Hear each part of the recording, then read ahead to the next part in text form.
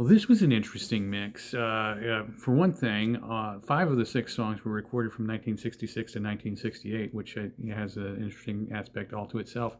But also, as far as I can tell, none of these songs were released as singles in America, so not one of these songs made the Hot 100, which more than 30% of the Beatles songs did.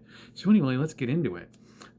First of all, like I said, from 1966 to 68, so it shows this interesting transition in their music, and also it makes the one song really stand out. But let's start with the first one. Everybody's Got Something to Hide Except Me and My Monkey.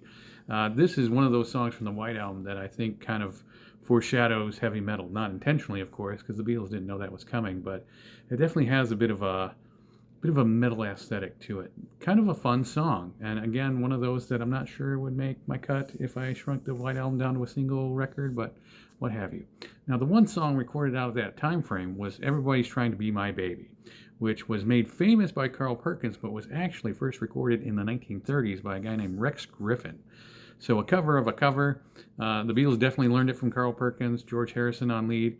Fun little song from Beatles for Sale. Again, I think that record is kind of underrated, and I highly suggest people check it out.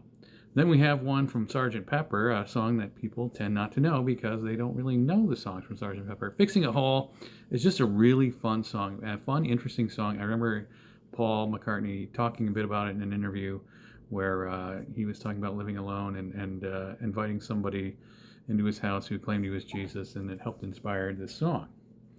Super interesting. And then a couple from Magical Mystery Tour, First Flying, an instrumental. I believe the Beatles' only instrumental, and also kind of a rarity. Not the only one, but there may be another one somewhere in this review at the end. This one was credited to all 4 Beatles. Most of their, and there's not one in the 215 I definitely have planned. There's no other one like that. And then we have Fool on the Hill, kind of a well-known Paul song, also from Magical Mystery Tour.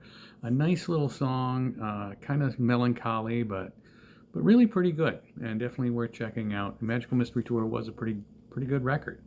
And then one from Revolver, one of my favorite Beatles albums, and one of my favorite Beatles songs, For No One. Just a kind of a heartbreaking, just a song of, broken love with a beautiful French horn solo. I love this. I love this song. I love it so much. I wouldn't necessarily quite call it my favorite Beatles song, but it's definitely up there. Definitely one I suggest you check out.